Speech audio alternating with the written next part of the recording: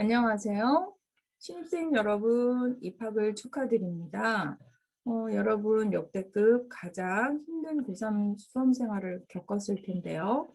그 힘들었던 만큼 앞으로는 더 행운이 가득하길 기원하겠습니다.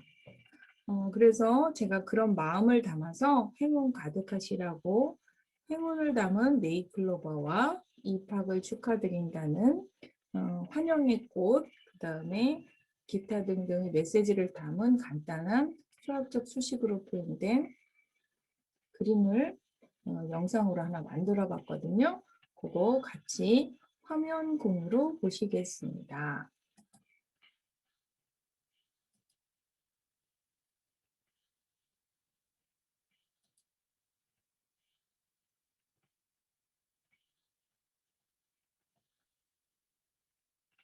여기 일단 이번 학기 그 강의 노트 표지인데요. 이거 간단하게 표지 먼저 설명을 좀 드려야 될 것 같아서 컨셉을.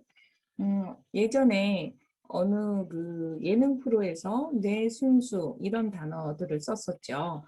뇌순수가 좋은 의미로 쓰이진 않았어요. 사실은 약간 조롱 섞인 그런 상황이었는데 이제 뭐 그에 비해서 나머지 상황들은 굉장히 화려했었다면 저는 이제 뇌는 순수하지 않고 복잡하고 복합적이지만 그 나머지 것들이 조금 아이같이 순수한 특히 어떤 요즘같이 4차 혁명 시대에 약간 휴머니티들 그런 휴머니티만큼은 아이만큼 순수해졌으면 좋겠다. 뭐 이런 마음을 담아서 제가 표지 카바를 이렇게 한번 캡처를 해봤고요. 어, 제가 신입생들을 위해서 축하 메시지 그림은 이렇게 아까 말씀드렸던 이렇게 행운 가득하시라고 네잎클로버를 하나의 수학적 수식으로 구현해 보았고요. 입학 축하한다는 축하의 꽃 하나 화려한 거 하나 구현해 보았고요. 이 마지막 그림은 해바라기를 제가 구현했어요. 해바라기처럼 보이시는지 잘 모르겠는데 근데 그 뒤에 이렇게 뭔가 파란 선이 있어요. 사실 그 뒤에 해바라기 뒤에 제가 뭔가 그림 하나를 숨겨놨거든요. 그러면 왜 숨겨놨냐면 사실 보여주고 싶은 건 이렇게 보여주고 싶었으나 이렇게 하면 여러분이 어떻게 저런 수학적 수식으로 이렇게 그림들이 나오지 궁금할 것 같아서 간단한 수식 설명을 할 건데 그 설명하고 나서 이 세 개의 그림에 대한 수식을 이번 학기에 하나도 못할 수도 있을 것 같아서 이 두 개의 그림은 이번 학기에 못하거든요. 근데 요거는 해바라기보다 조금 더 단순한 버전으로 가면 우리가 그림을 식으로 표현하는 걸 좀 접근해서 공부를 해볼 수 있을 것 같아서 해바라기 뒤에 우리가 학기 중에 할 수 있게끔 이거보다 조금 더 단순한 모양의 그림이 숨겨져 있어요. 뭐 참고적으로 그 그림은 아까 이 해바라기, 이 크로바가 뭐 선생님이 마음을 담아서 크로바라고 했으나 나는 내가 본 크로바는 이렇지 않은데 하시는 분을 위해서 조금 더 얘보다 팽창된 확장된 모양의 네잎클로버가 여기 뒤에 숨겨져 있다고 보시면 되겠습니다. 이걸 영상으로 간단하게 그림 한번 감상하시고 보시겠습니다. 네잎클로버를 그렸고요. 거기에 해바라기를 그려나기 위해서 이렇게. 그러면 우리는 해바라기까지는 식을 확인하지 못하지만 그 네잎클로버 뒤에 있었던 얘는 충분히 우리가 표현할 수 있게 되겠습니다.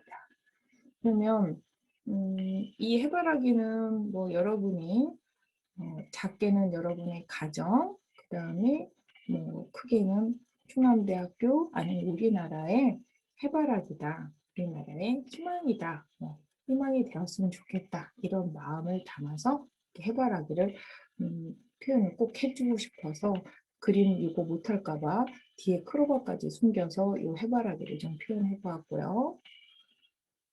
그럼 이제 그 그림들 그래도 수학적 수식이 좀 궁금하실 것 같아서 제가 식을 이렇게 간단하게 써놨어요. 첫 번째 그 네잎클로버는요. 이와 같은 수식이 됩니다. 저 수식은 여러분이 그 봤던 기존에 사인 글씨게 아직 안 됐나요?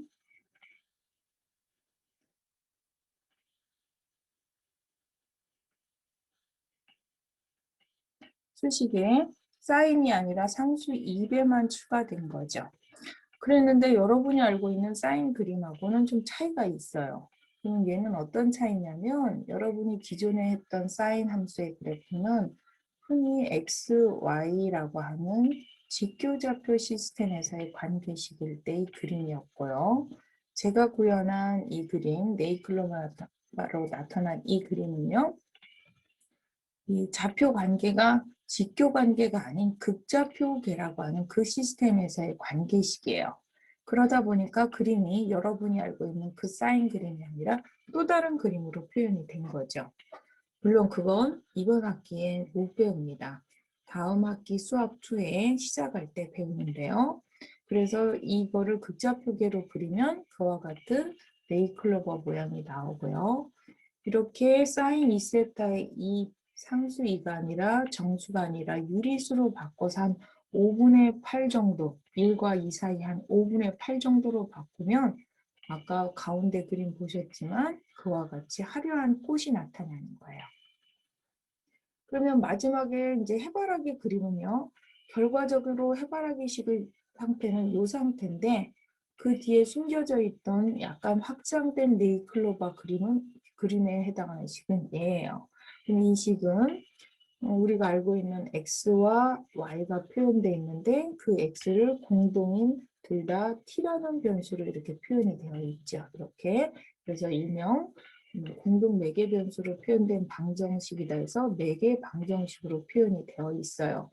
그런데 여기까지는 아마 우리가 어떻게든 식을 따라가서 그 그림이 왜 나오는지 할 수 있을 것 같은데 여기까지는 좀 못 갈 것 같아서 해바라기 뒤에 이렇게 이 그림 한번 나중에 하기 위해서 네이클로바 버전을 여기다가 그림을 심어 놨던 거고요. 얘도 공동변수 t로 나름 알고 있는 사인과 코사인에 대한 상수 조절을 하다 보면 그와 같은 그림들이 나오는 상황이라고 할 수가 있겠습니다. 그러면 환영 인사에 대한 메시지나 혹은 식을 간단히 확인했으므로 이제 우리는 원래 그 진도 나가야 되는 공부로 들어가야 될 것 같아요. 1장이 함수의 극한과 연속인데 강의계획서처럼 1절, 2절, 3절, 4절 이렇게 나가지 않기 때문에 미리 수업 들어가기 전에 간단하게 수업 전개하는 어떤 과정을 간단하게 소개해드리면요. 1절과 2절 하다가 도중에 잠깐 4절을 갔다가 다시 2절로 올 건데요. 4절을 갈 때 잠깐만 가는 게 아니라 4절의 앞에부터도 아니고 4절에서도 그 4절 안에서 조금 왔다 갔다 할 거예요. 그러다 보니까 여러분이 좀 첫 수업부터 혼란스러울 수가 있어요. 그래서 수업 시작하기 전에 그거에 대해서 간단한 언지를 드려야 이렇게 수업이 조금 거기에서 조금 왔다 갔다 하는구나 좀 이해하실 수도 있고 여러분이 집에서 책으로 보실 때 페이지를 계속 왔다 갔다 하니까 조금 정신 없으실 것 같아서 거기에서 많이 왔다 갔다 할 수 있다라는 얘기를 미리 말씀을 드리고요. 굳이 그렇게 듣다 보면 굉장히 첫 수업부터 왔다 갔다 하다 보니까 정신없는데 그럴 필요가 있었을까라는 분들을 위해서 이제 제가 학생들이 그 내용을 일장 전체 내용을 이해하는데 가장 이렇게 이해하기 쉬운 상태라고 판단되는 걸로 재편집했다고 보시면 돼요. 그래서 다소 조금 정신이 없더라도 양해를 부탁드리고요. 그러면 그 내용과 또 이제 수업 들으면 학생들 학기 초에 대부분 질문이 교재의 질문이에요. 교재가 뭔가요? 강의 계획서에 있는 교재 맞는데도 불구하고 교재가 다른 건가요? 자꾸 질문하는데요. 그건 이제 제가 교과서 말고 조금 내용을 추가하거나 예제를 만들거나 지금처럼 교재 구성을 좀 재편집하다 보니까 같은 교재인데도 다른 책처럼 느껴지는지 계속 질문을 해요. 근데 다른 책이 아니라 같은 책입니다. 같은 책이라서 최대한 실물책과 같다라는 걸 보여주기 위해서 교과서 내용 할 때는 교과서를 그대로 스캔 떴어요. 스캔 떠서 그대로 지금 하고 제가 내용을 추가하거나 예제를 만들거나 한 것만 제가 새로 쳤습니다. 그러면은 교과서 내용 1절 오늘부터 시작해서 한번 진도 나가 보겠습니다. 1절 함수의 극한. 그리고 극한의 정의 여러분 이미 잘 알고 계시죠? x를 특정한 a로 보냈을 때 함수 값이 어떤 하나의 l로 접근하면 우리는 이렇게 나타내고, 읽을 때는 x를 a로 보냈을 때 f의 함수의 극한은 l이다 라고 하는 거죠. 물론 그 리미트는 접근하다의 리미트 영어 알파벳 3개를 따서 수학적 기호로 만든 것까지 다 알고 있죠. 이렇게 정의적으로 알고 있는, 개념적으로 알고 있던 거를 조금 더 직관적으로 이해하기 위해서 그래프로 한번 그 극한의 정의를 생각해 보려고 하는 거예요. 그러면 어떤 하나의 함수 예를 들어 생각해 본 거죠.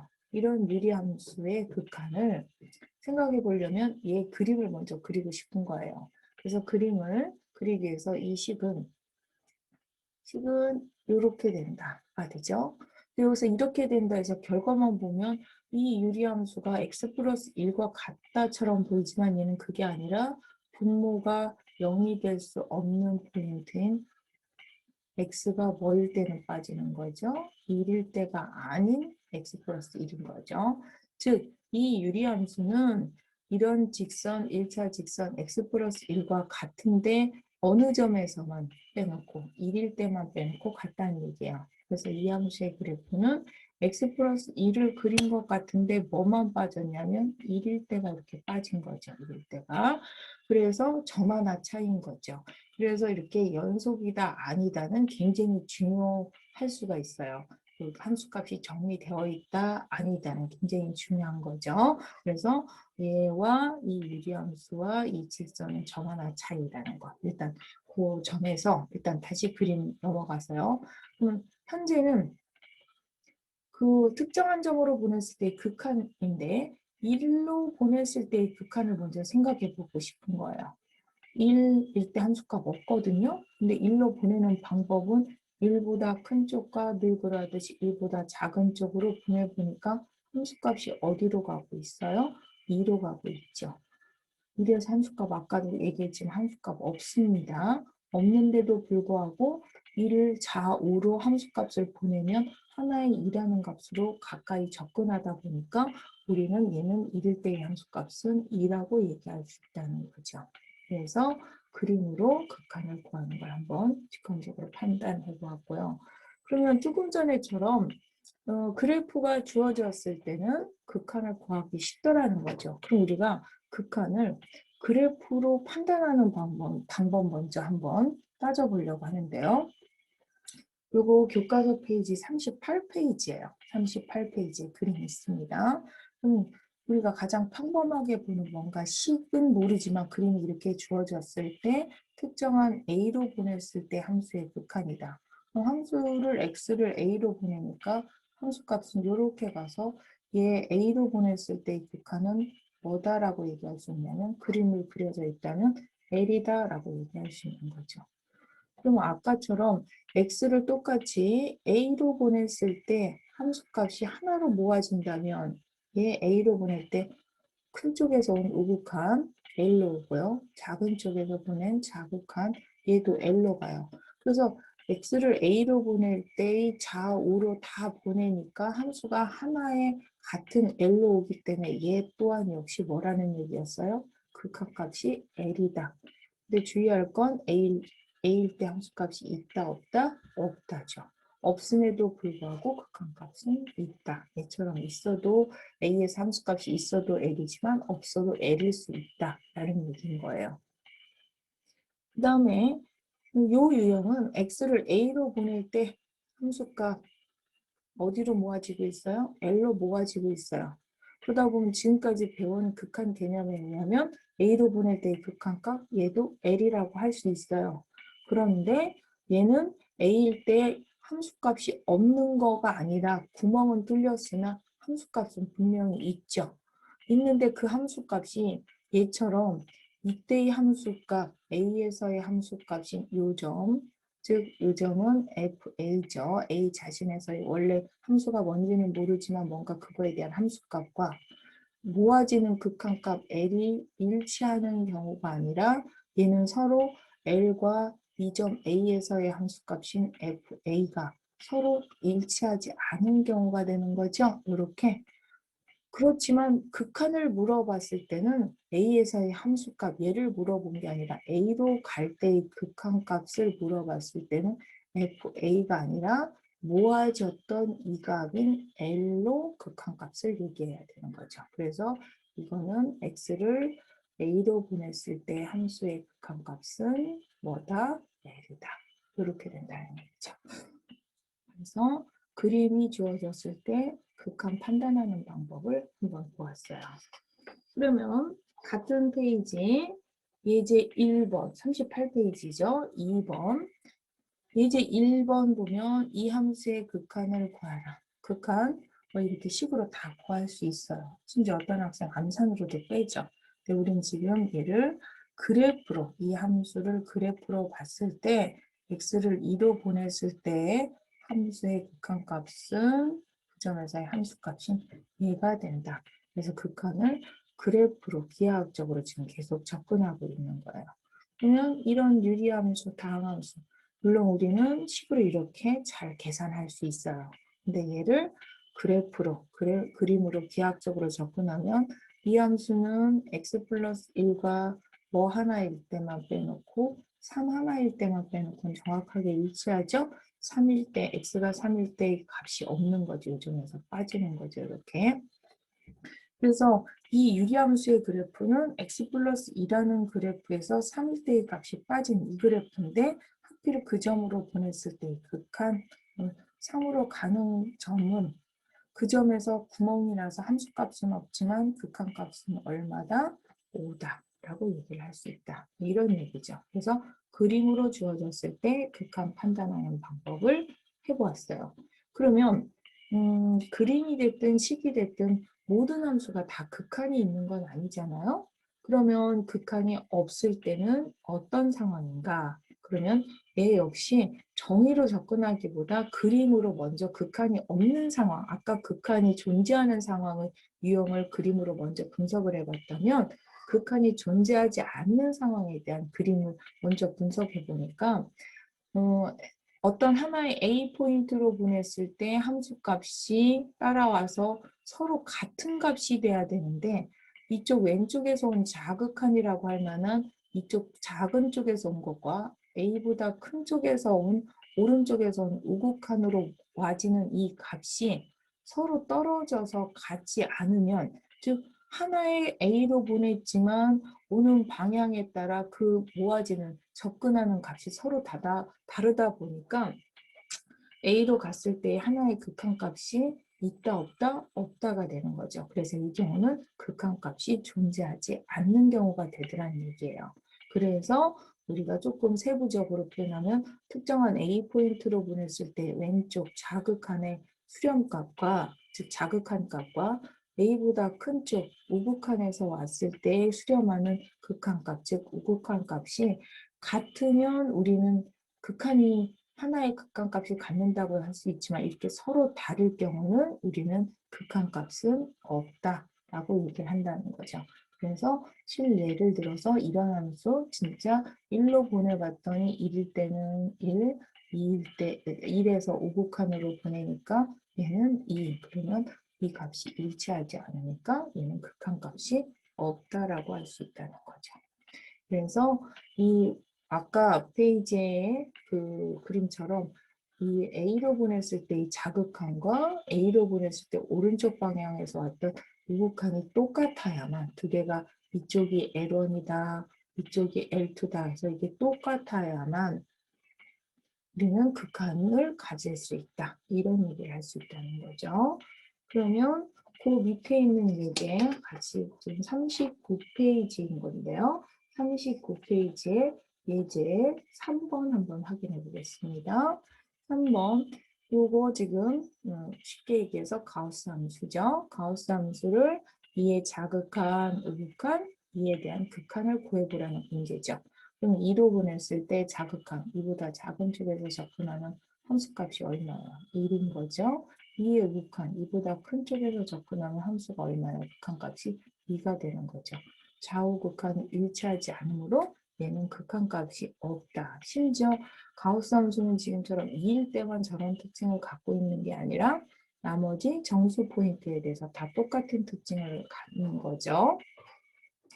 그러면 여기 그 다음 페이지예요. 이거 40페이지가 되겠고요. 40페이지 예제 4번 보시겠습니다. 4번 요 극한을 구하라. 이미 요 정도도 여러분이 식으로 판단해서 이렇게 좌우 극한이 일치하지 않는 건 알 수 있는데요. 얘는 식으로 계산을 못해서가 아니라 이거 그림 나중에 미분에서도 좀 자주 나오는 그림이니까 그래프 한번 그려서 그림으로 한번 확인을 해보는 걸로 해보겠습니다. 그럼 얘는 x가 0보다 클 때는 어떻다고요? 1이라고요. 이거 안 나타나나요? 이렇게 x가 0보다 작을 때는 어떻게 돼요? 마이너스 1. 그래서 1보다 클 때는 1, 0보다 클 때는 1, 0보다 작을 때는 마이너스 1을 갖는 이런 그래프다 보니까 그림만 안다면 0으로 갈 때 우극하는 1, 0으로 갈 때 자극하는 마이너스 1. 그래서 극한값이 존재하지 않는 걸 그림에서 아주 쉽게 확인할 수 있죠. 심지어 예제 5번 같이 식도 안 주어지고 그림만 주어지는 상황도 있어요. 그럼 그림만 주어졌을 때 극한을 판단하면 그림 가지고 직접 판단해도 된다는 거죠. 그래서 1에 대한 자극한 그러면 얼마예요? 3으로 가고 있죠. 3으로 가고 있고요. 1에 대한 우극한 그러면 1 오른쪽에서 오는 함수가 이렇게 오니까 1이 되는 거고요. 지금처럼 좌우극한이 일치하지 않으니까 1일 때의 함수값은 없다. 극한값은 없다. 극한값은 없지만 1일 때의 함수값은 있습니다. 2라고 존재하고 1일 때의 극한값이 없는 거죠. 그 다음에 3일 때 자극한 3보다 더 작은 쪽에서 왔을 때 이렇게 가죠. 2죠. 그 다음에 3보다 큰 오른쪽에서 온 우극한 역시 2가 되는 거죠. 그래서 좌우 극한이 일치하니까 얘의 극한값은 얼마다? 2다라는 것을 아실 수가 있죠. 그래서 이 경우는 극한값이 존재하는 상태가 된다는 걸 아실 수가 있고요. 식은 모르지만 그래프만 주어져도 우리는 극한을 구할 수 있는 것까지 해봤는데 그러면 지금 1절에 있는 것처럼 이게 다 그래프가 쉬워서 내가 그릴 수 있거나 아니면 뭐 식은 되게 복잡할 것 같지만 그래프가 주어졌다면 극한을 구할 수 있지만 현장에서는 그래프도 안 주어졌을 뿐더러 안 주어져도 그 식을 가지고 내가 그래프를 그리기가 쉽지 않은 식들이 굉장히 많아요. 그럼에도 불구하고 극한이 필요할 때가 있는 거죠. 그러면 그런 그림을 유추할 수 없는 복잡한 함수들에 대한 극한을 그리려면 어떻게 할 것이냐. 예를 들면 sin x 플러스 2x 각각은 다 알아요. 굉장히 간단한 극한들이죠. 근데 그 sin x와 2x를 서로 나눈 상태의 식 얘를 그래프 우리 그릴 수 있을까요? 현재 추론이 잘 안 되죠? 심지어 sin x하고 2x를 나누는 게 아니라 sin x와 2x를 합성한 버전 역시 그래프 잘 안 떠오르실 거예요. 그래서 쉽게 금방 그림이 떠오르지 않은 그런 함수들에 대한 극한들은 그럼 1절은 지금 뭔가 극한을 잡고 기하학적으로 그림으로 접근했다면 그거는 극한의 개념을 쉽게 이해하는 데는 도움이 될 수 있으나 이와 같이 복잡한 함수의 극한을 그리기에는 부족하다는 거죠. 그래서 이와 같은 함수들의 극한을 구할 때는 좀 더 극한 자체의 성질을 알아야 될 필요가 있겠죠. 그래서 2절에서 극한의 성질에 대한 설명이 되어 있습니다. 그래서 2절 지금 42페이지로 넘어가시면 극한의 성질이 나옵니다. 42페이지 극한의 성질 중에 첫 번째 여러분이 잘 알고 있는 상수의 극한값은 상수다라고 했던 게 간단하게 그림으로 확인하면 그 함수가 일정한 상수를 갖는 거예요. F 함수가. 그럼 그림은 항상 획일적인 상수 C를 갖다 보니까 그 보내는 포인트 A가 어느 위치에 있던 간에 여기든 여기든 어느 A에 가든 A로 보내도 그 값은 항상 그 함수값 C로 갈 수밖에 없어서 상수일 때의 극한값은 상수 자신이 되는 거라고 할 수 있겠죠. 그 다음에 우리가 X로 보낼 때 극한은 A로 보낸 그 포인트다. 이걸 공식처럼 이렇게 기호만 이해하시는 분들도 가끔 있는데요. 얘도 그래프로 간단하게 확인하면 이 함수가 F 함수가 X라는 이런 함수죠. 그럼 A로 보낼 때는 그 함수 값도 어디로 가는 거예요? X였으니까 A 자신으로 간다. 이런 얘기인 거죠. 그래서 그 식은 그림으로 이해하면 이렇게 이해하실 수가 있겠고요. 이와 같이 상수와 1차 X에 대한 거 그림으로나 식으로나 굉장히 잘 알고 있는 거에 좀 확장된 버전 앞에서 했던 것처럼 이거의 상수 C와 X배 혹은 C하고 X를 곱한다든지 또는 X와 X를 곱해서 X와 X를 곱해서 X제곱을 만든다든지 이런 식으로 이거 좀 지울까요? 이거 제곱이 아니라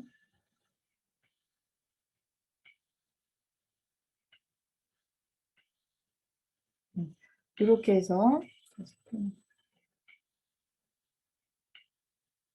얘가 뭐 X제곱이라든지 이런 식으로 표현이 되는 물론 그 조합으로 일반적인 다항식들의 극한도 떠올릴 수 있는데요. 그 특징이 떠올릴 수 있는 특징이 지금처럼 각각의 낱개 함수 F함수와 G함수의 극한이 존재한다면 그 두 낱개 함수, 단순한 함수의 합이나 차나 곱이나 나누기로 조합된, 즉 사칙연산으로 조합된 새로 합성된 그 함수들의 극한값들은 각각의 처음에 단순한 함수 F와 G함수의 극한값의 합, 차, 곱, 나누기로 표현된다가 이 공식이었죠. 심지어 이 공식은 여러분들이 너무 잘 써서 이건 내 수준의 공식 클래스에 안 들어가 라고 할 만큼 기본 공식으로 알고 있음에도 불구하고 나중에 여러분이 잘 적용 못하는 공식 중에 하나인 것 같아요. 그래서 제가 학기 초에 조금 기초 개념을 다시 한번 이렇게 정리하는 토목공사라고 생각하고 요거에 대한 공식 관련을 조금 자세히 뒤에 풀어놨는데요. 그러면 예를 들면 여기에 있는 1번 공식과 2번 공식의 관계라든지 즉 합과 상수배 물론 이 공식도 여러분 아주 잘 쓰는 공식이에요.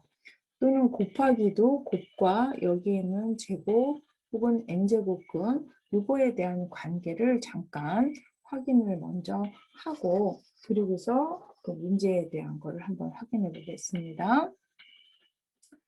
네, 아까 그 1번 공식 합에서 서로 다른 F, G를 더할 수도 있지만 G 대신에 자기 자신 F를 더한다고 생각할 수도 있죠. 그럼 그 공식에 의하면 이렇게 되겠죠. 그러면 그 얘기는 F와 F를 더했으니까 실질적으로 이 F에 대한 극한은 이 F 함수 극한의 2배가 되는 거죠. 그럼 그와 같이 F 자리에 또 2fx를 집어넣으면 합의 원리에서 이렇게 첫 번째 일반 성질에 의해서 각각의 극한에 합이 되면서 얘는 조금 전 결과에 의하면 2배가 되니까 3. 그래서 제가 2와 3 조금 쉬운 두 가지로 했지만 나머지 일반 자연수 상수뿐만 아니라 사실은 수학적으로 증명은 그 모든 실수, 여러분이 알고 있는 모든 실수에 대해서 다 확대돼서 된다는 증명까지 나왔는데요. 여러분이 이제 그 증명까지 다 따라서 이해하시기보다 그런 방법으로 비슷하게 증명이 됐겠구나, 그럴 수도 있겠구나 이렇게 보시면 되겠고요. 그러면 이렇게 지금 제가 굳이 저 합을 차와의 관계를 표현한 거는 이 두 개의 합에 대한 뭔가 지금처럼 극한이나 나중에 미분이나 우리가 하는 혹은 적분이나 이런 거에서 합에 대해서 성질이 뭔가 만족하면 이와 같이 상수배가 자동으로 세트로 공식이 성립하는 얘와 얘의 연결 관계를 한번 보여주고 싶어서 이 합과 상수배가 극한뿐만 아니라 우리 뭐 책에서 다루는 미분이나 혹은 적분이나에서도 혹은 나중에 여러분이 다른 거에서도 이 유사 관계가 많이 있어서 한번 설명을 드렸고요. 그럼 이 4번 곱하기였거든요.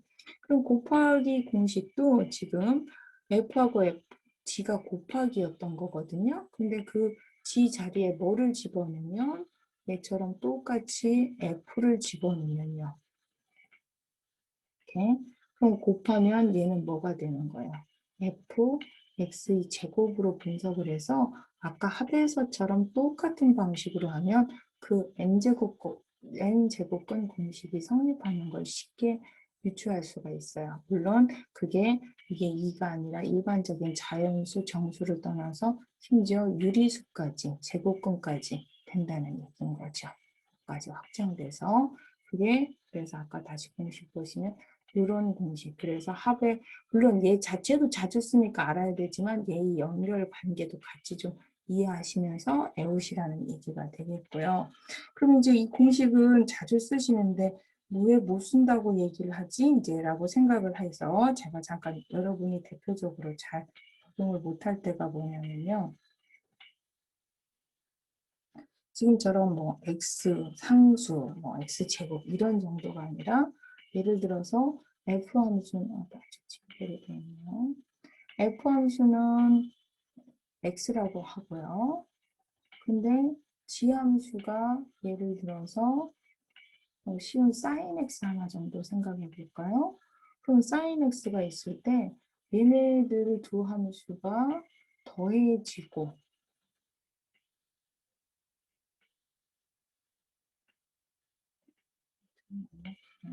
사인이 더해지고 빼지고 곱해지고 나누어졌을 때 잘 안 먹히네요.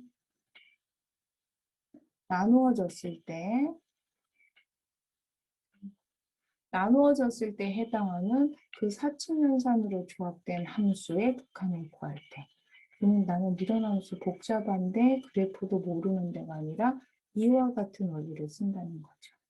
그러면 뭐 지함수로 꼭 sin x가 아니라 EX 같은 거 하나 생각해 보시죠. 그러면 x에다가 f 함수는 여전히 x라고 했을 때 그러면 x 플러스 2x 그 다음에 마이너스 곱하기 나누기 이런 나누기 함수로 조합된 함수의 극한을 떠올릴 때 얘 2x하고 x를 곱한 거 나눈 거 나 너무 힘들어서 극한을 못 구하겠는데 이 원리를 똑같이 쓴다는 거죠.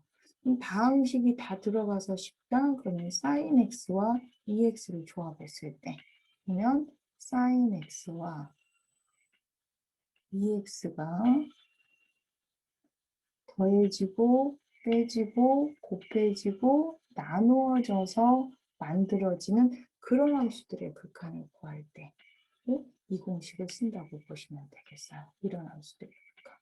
그래서 이 공식은 다항식 수준이 아니라 저런 데 같이 쓰시면 되겠고요. 그래서 여기 교과서 그 예제는 그 합차 공식의 가장 대표적인 어떤 다항식 수준으로 지금 43페이지에 예제 2번과 3번 다항함수 아까 그 극한의 공식을 다 대입하면 이렇게 사실 여러분 이렇게도 구하지 않고 더 빨리 구하죠 사실은. 또 얘는 다항식은 아니지만 뭐 제곱근 공식이나 기타 등등 그 공식을 이용하면 그 공식을 이용하면 이와 같이 계산이 나오는 거 다 하실 수 있는데요. 이건 아마 고등학교 때 다 이제 저렇게 계산해서 아실 텐데 그렇게만 설명하면 그 공식이 정말 내 수준의 공식도 아니라고 하실까 봐 아까 말한 것처럼 조금 살짝 응용해서 x와 sin x 두 가지의 합차, 곱, 나누기를 한번 생각해 보자는 거예요. 그러면 합차, 곱, 나누기에서 나는 예를 들어서 나는 쉽다라고 할 수 있지만 이제 설정을 나는 이게 복잡하다라고 한다면 이 함수 하나로 묶음이 나는 이 극한을 구하기가 쉽지 않은데 하면 얘네들을 낱개의 성분으로 사칙연산 기준으로 분리를 하면 x와 sin x의 두 개의 단순한 함수로 분석을 할 수 있고 그 x 함수에 대한 극한은 존재하는가? 존재하고 그 다음에 뒤에 있는 sin x의 극한값은 존재하는가? 그럼 존재한다면 이 극한값은 이 각각의 단순한 성분의 극한값의 합과 차로 계산해 주면 돼요. 곱으로 연결됐어도 각각의 어떻게 해요? 얘네들을 분리해서 얘는 복잡해 보이지만 구성은 결국은 성분은 단순한 이 두 개의 성분이 곱하기로 연결돼 있어라고 분석을 한다면 각각의 단순한 성분의 극한 sin x와 x에 대한 극한값의 결과를 곱해주면 된다는 얘기죠. 이제 나눌 때인데요. 나눌 때 이 각각의 극한은 존재해요. sin x나 x 극한은 존재하지만 문제는 뭐냐면 분모가 얘가 극한값이 어디로 가요? 얘가 0인 거예요. 그럼 분모가 0일 때 우리는 그런 값이 정의되지 않기 때문에 얘를 극한값 공식에다 이렇게 간다고 할 수 없다는 얘기예요. 따라서 극한이 존재한다고 하지만 사칙연산에서 특히 나누기일 때만큼은 분모가 0일 때는 그 공식을 쓸 수 없다는 얘기인 거죠. 그럼 이제 분모가 0일 때 적용하지 못한다면 또 다른 방법으로 가야 되는데 지금 문제 같은 경우는 이 처음에 주어진 식을 이와 같은 번분수로 바꿔서 표현할 수 있고 같은 식 다른 표현이죠. 그럼 이제 분자는 1인 어떤 상수, 분모는 x분의 sin x. 그럼 상수함수의 극한은 상수 자신이었으니까 분자 극한 존재하고요. 그럼 이쪽 분모의 극한이 존재하느냐를 확인해야 되는데 이미 다 알고 계시겠지만 x를 sin x로 나눴을 때 극한은 거의 공식급으로 쓰는 거였죠. x를 0으로 본 데 극한값은 1 이렇게 존재하는 거 알고 있기 때문에 얘도 존재하고 얘도 존재해요. 그래서 얘는 각각의 극한값으로 나눠주면 되는데 분자도 상수라서 극한값이 1이고 얘 분모도 극한값이 1이라서 1이 되겠죠. 그래서 이렇게 계산해주면 되겠고요. 그 다음에 아까 얘기했듯이 EX다. 그러면 X와 EX의 합차, 곱, 나누기로 주어진 이런 것들의 극한을 구할 때 그러면 나는 지수함수가 복잡해. 그럼 각각의 극한 있는 거 판단 끝났고요. 그럼 각각의 극한의 합과 차로 마무리를 해주면 된다는 거죠. 얘도 복잡하다고 생각할 거를 성분을 낮게 단순한 성분으로 분할을 해서 첫 번째 x 성분의 극한값과 2x 성분의 극한값을 곱해준다는 거죠. 그러면 나누면 얘는 분모가 0이 아닌 1이기 때문에 극한값은 1분의 0에서 0이 되는 거죠. 그러면 이제 조금 x라는 다항식을 벗어나서 초월 함수들로만으로 표현됐을 때 예를 들면 지금처럼 sin x와 2x의 합차 곱 나누기로 됐을 때 기본 원리는 똑같아요. 얘의 극한은 존재하는가? 이쪽 부분의 극한은 존재하는가? 다 존재한다로 판단됐으므로 그 두 개가 합과 차로 연결된 전체의 극한은 각각의 단순 성분에 대한 극한의 합차로 곱하기도 각각의 그 극한의 결과의 곱으로 나누기도 나누면 되는 거죠. 각각의 극한에 대한 나누기. 그러면 분자 0, 그 다음에 분모는 1. 0이 아니라서 계산할 수 있죠. 극한값 0으로. 그래서 극한값을 계산해 보았어요. 그럼 이제 합차 곱으로 주어진 거는 다 계산했다면 sin x하고 x가 이렇게 합성이 돼 있을 때의 극한. 아까도 그래프도 못 그리지만 얘는 어떻게 할 것이냐 라는 질문이 있었었죠. 얘는 특징이 극한을 구해야 되는 게 사칙연산으로 조합되지 않았어요. sin x와 ex가. 크게 합성함수로 조합이 됐죠. 그렇다면 이와 같이 sin x와 ex를 떠나서 뭔가 합성으로 되어 있을 때의 극한은 어떻게 구하는지를 좀 알 필요가 있을 것이고요. 그러면 합성으로 돼 있을 때의 극한을 좀 알으려면 잠깐 우리는 뭐를 특징을 아는 게 간단하게 얘를 구별할 수 있냐면요. 함수의 연속을 조금 알 필요가 있어요. 함수가 연속이냐 아니냐, 이 연속성.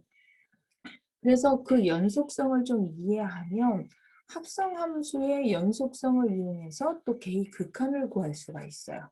기본적인 연속성에 또 합성함수의 연속성을 이용하면 합성함수의 극한을 공부할 수 있으므로 잠깐 이런 어떤 함수가 합성됐을 때의 극한을 이해하기 위해서 연속 단원을 먼저 가서 공부하겠어요. 그러다 보니까 4절로 넘어가서 연속을 먼저 공부하시기로 하겠습니다. 잠깐 여러분이 연속절 지금 어디냐면 54페이지입니다. 54페이지 연속절로 가시면 얘도 이렇게 정의라고 써놨지만 얘도 개념을 쉽게 얘기하려면 계약적인 상황이 어떤 거냐면 내가 특정한 한 점에서 연속이다. 그럼 그래프가 주어졌을 때 A에서 이어진 게 우리가 누가 봐도 연속인 거예요.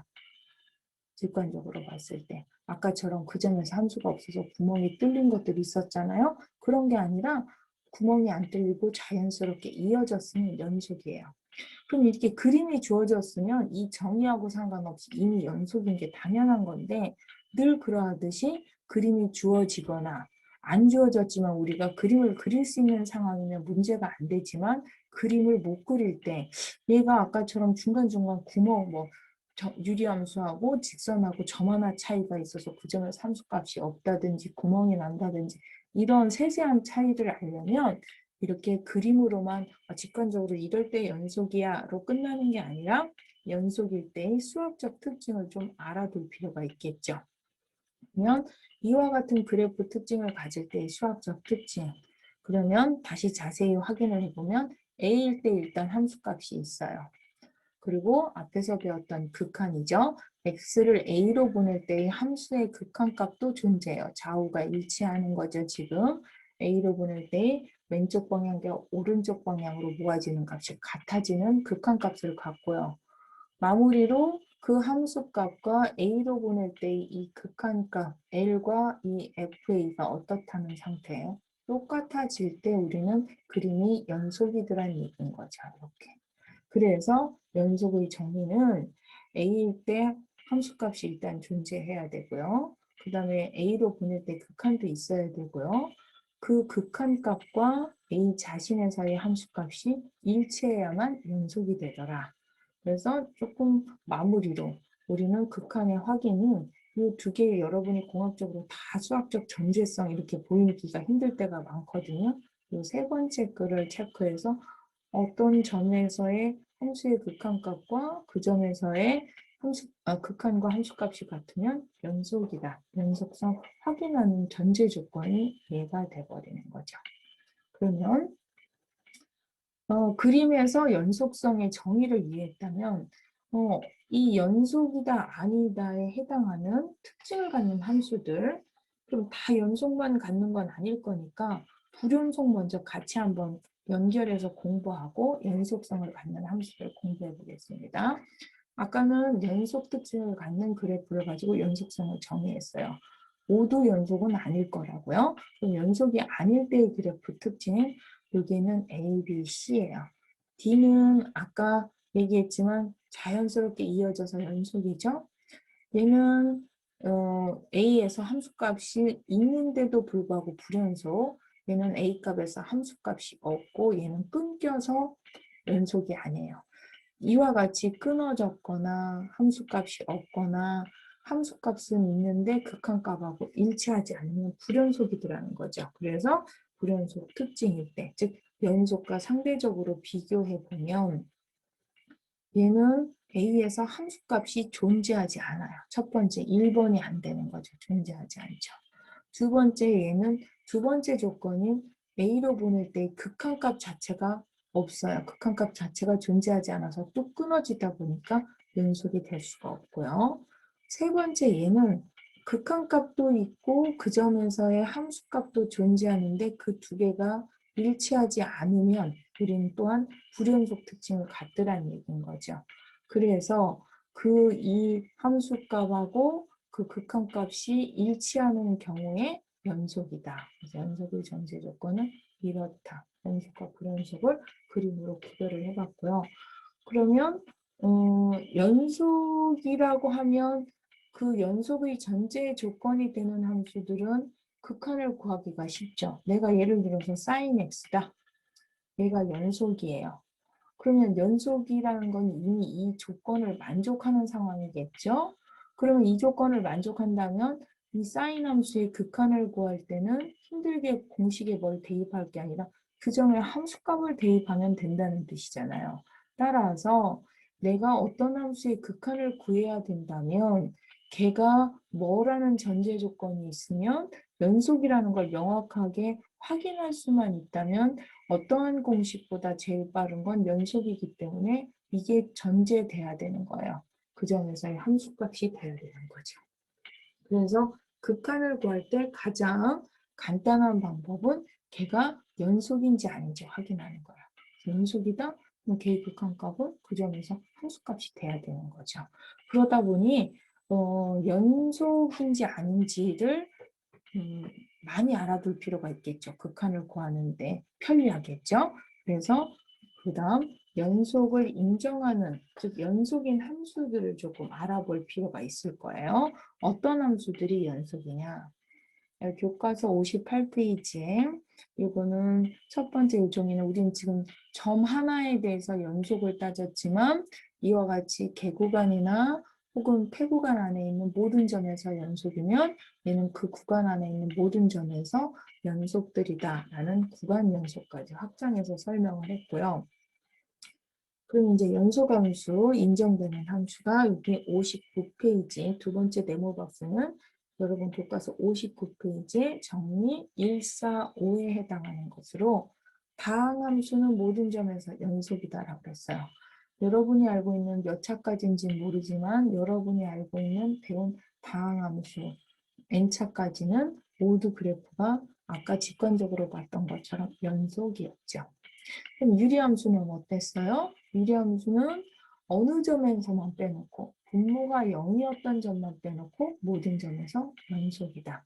그럼 이와 같이 연속 함수들은 앞에서처럼 그렇게 사칙연산을 이용한 힘든 공식에다가 극한을 구할 필요가 없이 이미 연속이므로 연속이 됐다는 건 전제 조건이 다시 강조하지만 그 점으로 보낼 때의 극한값은 A 자신에서의 뭐가 된다고요? 함수값이므로 걔 극한값을 그냥 함수값만 대입하면 되는 거야.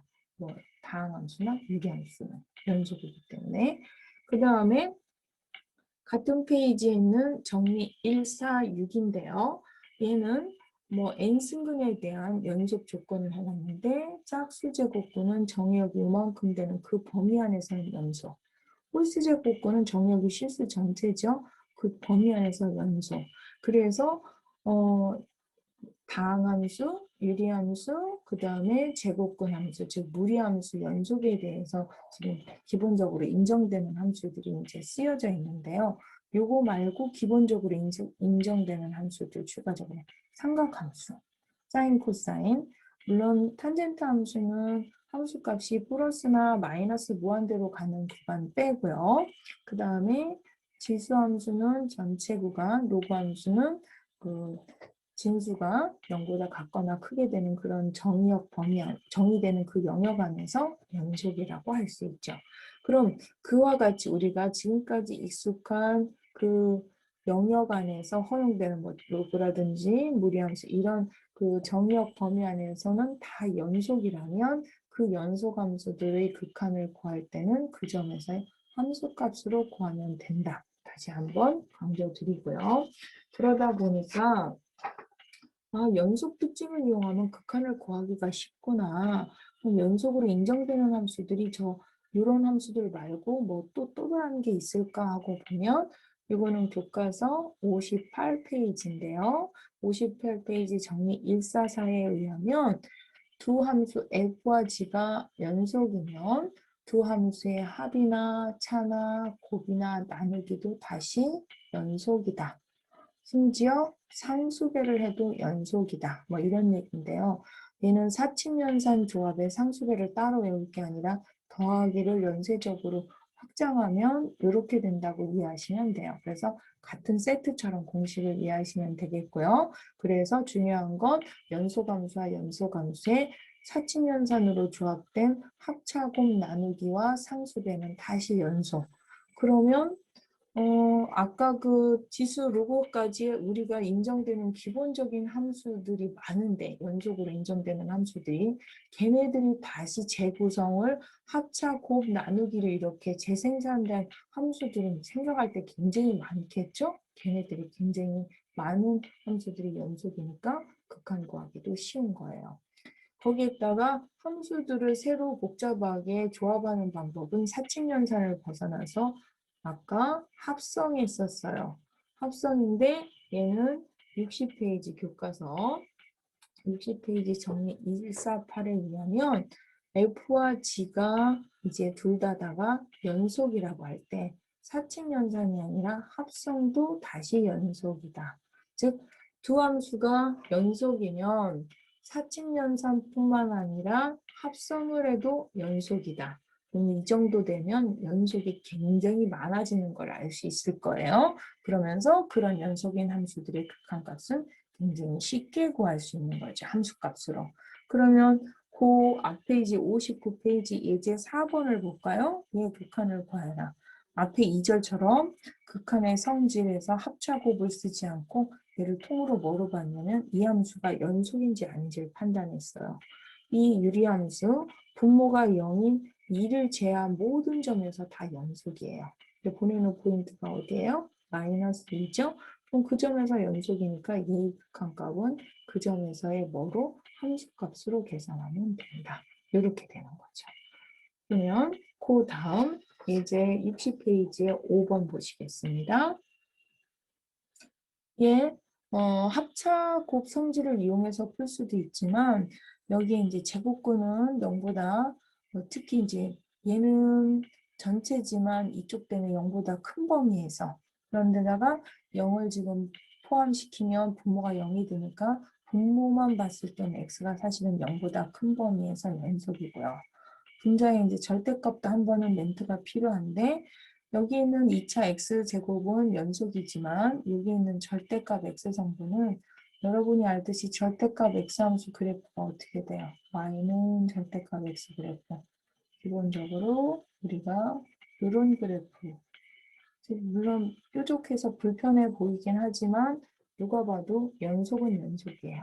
따라서 연속함수의 상수배도 연속, 다항함수, 이차함수 연속하고 빼도 다시 연속.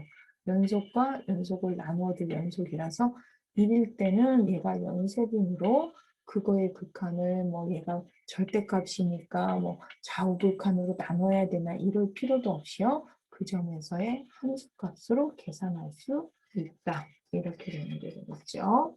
그럼 이제 연속으로 극한을 쉽게 구하는 걸 판단했다면 연속인 경우도 있지만 불연속인 경우도 있을 거라고요. 이제 연속 특징만 했다면 잠깐 가서 앞에 가서 불연속을 해볼까요? 어디냐면 여러분 교과서 페이지 57페이지를 넘어가서 이제 불연속 F함수 1번 이렇게 주었을 때 누가 봐도 그림은 이렇게 돼요.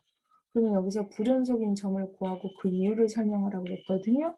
0에서 불연속인 거는 당연히 보일 거고요. 불연속인 이유는 0에서 분모가 이쪽에서 함수값이 없어서 함수값을 설정해 줬음에도 불구하고 0일 때 이 뭐가 없는 거예요? 극한값이 없는 게 되겠죠. 그래서 얘는 불연속이고요. 2번 함수도 이 유리함수는 x 플러스 뭐하고 똑같은데 2랑 똑같은데 분모가 1일 때만 제한. 그래서 x 플러스 2라는 직선 중에서 1일 때의 값, 이게 함수값이 없는 상태가 되는 거죠. 없고 나머지는 똑같은데 여기서 함수값이 없어요. 그래서 1일 때 함수값 하나 설정해 줬는데 뭐로 줬어요? 2로 주다 보면 2번에 대한 그래프는 이렇게 되는 거예요.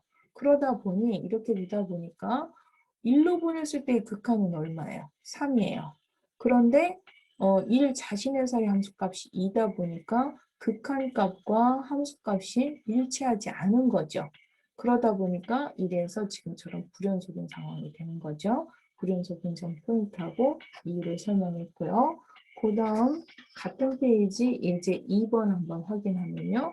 얘가 이 함수가 2에서 연속이 되려면 2에서의 함수값을 어떻게 정의해야 되느냐. 그러면 얘 유리함수 그래프를 그리려고 식을 바꿔보면요. x 플러스 1과 똑같은데 분모가 0이었던 2일 때 값만 빼놓고는 이 직선과 일치하는. 그래서 x 플러스 1과 똑같은데 2일 때 값이 빠지는 이런 그래프가 되는 거죠. 저마다 차이가 나는. 그러면 얘가 2일 때 함수값이 없어서 이렇게 되다 보니 얘를 2일 때 불연속인 이 점을 연속이 되게 해주려면 그때 2일 때의 함수값을 뭘로 정해줘야 되느냐.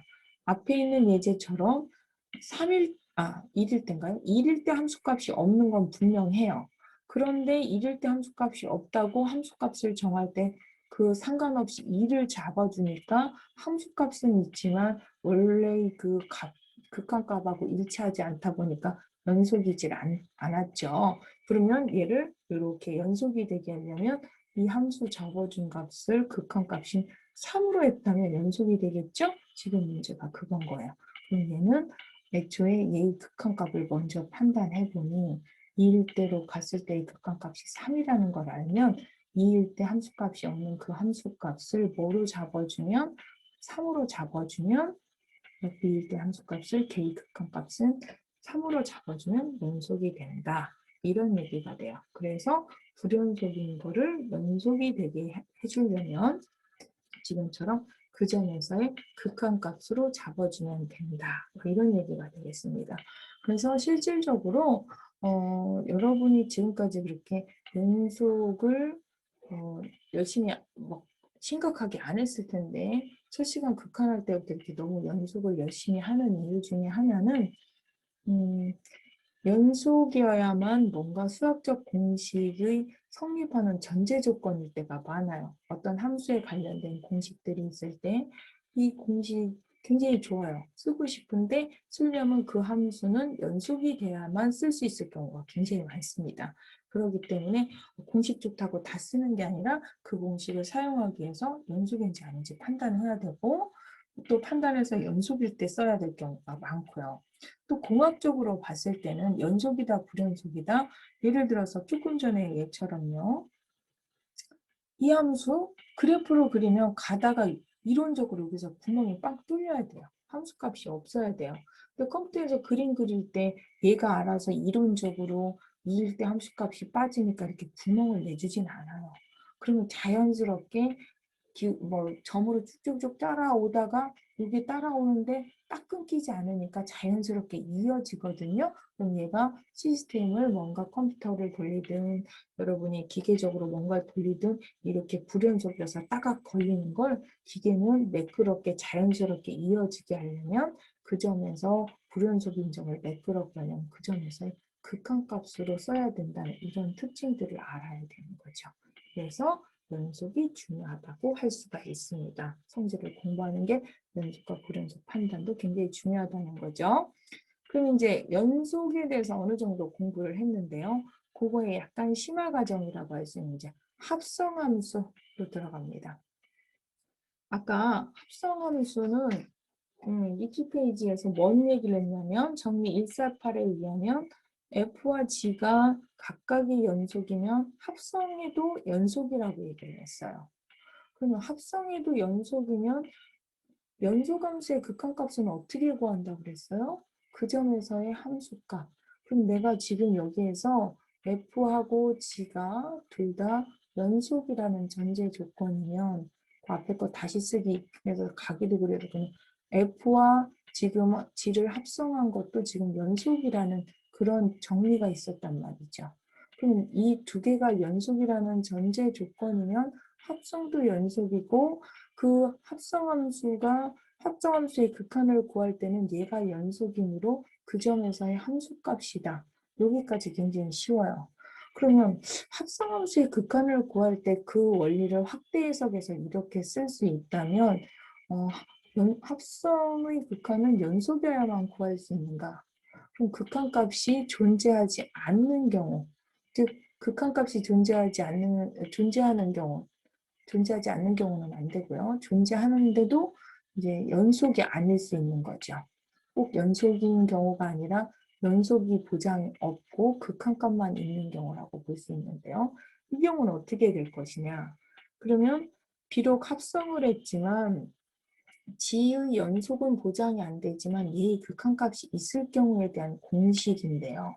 그럼 이 공식은 증명을 뭐 좀 복잡하게 따라갈 게 아니라 아까 이쪽에 있는 연속 경우를 확대 해석하면 이렇게 된다의 이 g의 부분은 g도 연속이므로 GA 값은 A로 보냈을 때 이 극한값으로 재해석할 수 있어서 이렇게 나오는 과정 중에 얘는 뭐가 들어갔다고 이해하시면 되냐면 두 함수를 합성할 때의 극한은 첫 번째 단계의 G 함수의 극한값인 즉 G가 연속이었으므로 G 극한값은 GA가 될 것이고 GA의 값에 F 함수 값을 마무리했다고 이해할 수가 있는 거죠. 그러다 보면 걔를 적용하면 그러면 얘의 극한을 구할 때 첫 번째 단계 아까 쟤처럼 g의 극한을 먼저 구한다고 해보세요. 아까 g는 연속이라서 얘가 뭐라고 했냐면 우회 조건은 g가 연속이니까 얘가 ga가 됐겠죠. 근데 지금은 ga가 연속이 아니라 연속 보장은 없고 극한값이 있는 정도예요. 즉 ga랑 일치해서 연속이라는 보장은 없고 그 대신 GA는 아니지만 뭔가 극한값은 존재한다면 그 극한값을 F함수에다 마무리하면 이 합성함수의 극한이다라는 그런 공식을 의미해요. 지금 얘가 같은 60페이지 정리 147에 해당하는 정리가 이거예요. 따라서 아까 2절에서 왔을 때 합성함수의 극한은 하고 왔던 내용이 여기에 지금 결론인 거예요. 합성함수의 극한은 각각이 연속이면 바로 이렇게 대입해도 되고요.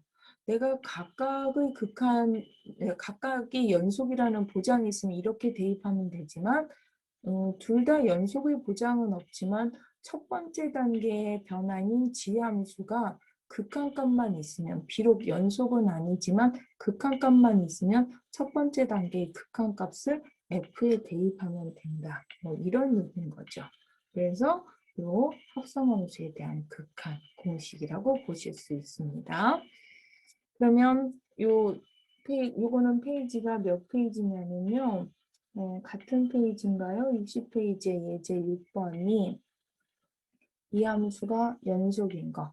여기는 이제 극한하고 연결시키지 않고 연속성만 좀 포커스를 맞추다 보니까 예제에서 연속인 걸 보이게 했어요. 이 함수는 이런 함수와 절대값 x를 합성해 놓은 거죠. 그러면 이 함수 분자 sin x 연속, 분모 다항함수 연속, 연속과 연속을 나누어도 연속, 분모가 0인 점이 없으니까 연속, 절대값 함수도 아까 연속이라고 그림으로 간단하게 설명했죠.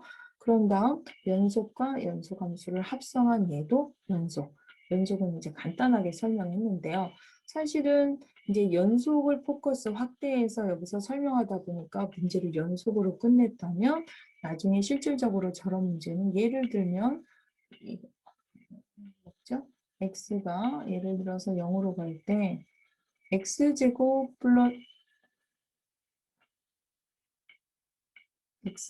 플러스 1의 sin x다.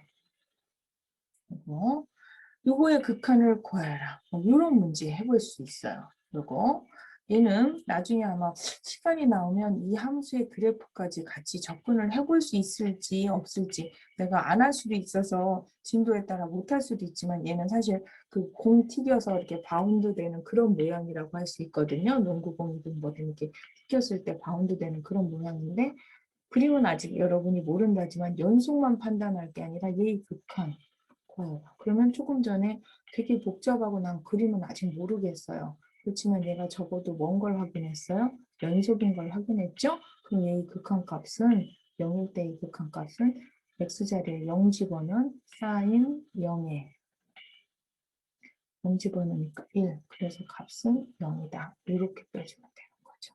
이렇게 극한값을 연속성을 이용해서 쉽게 구하는 것까지 한번 해보았고요. 그러다 보면 앞에서 제가 퀘스천에서 뭐가 있었냐면 EX하고 sin X를 합차 구분해 봤지만 합성하는 함수에 대한 극한 앞에 공식이 없어서 못했기 때문에 여기로 왔거든요.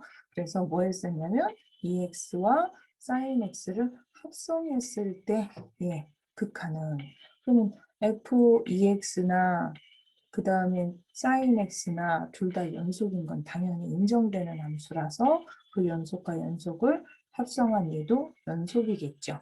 그래서 사실은 이렇게 빼도 되지만 그 다음 예제를 위해서 요거의 세부 과정은 사실은 첫 번째 단계 지에다가 이렇게 극한을 구하면 지가 연속이라서 지0이 나오는 과정이라는 거 한번 조금 바로 이거 하다가 이거 하면 좀 이해가 안 될까 봐 답은 이렇게 써도 되지만 최대한 자세히 풀어서 해석을 해놓으면 이렇게 된다라고 얘기를 하는 거고요.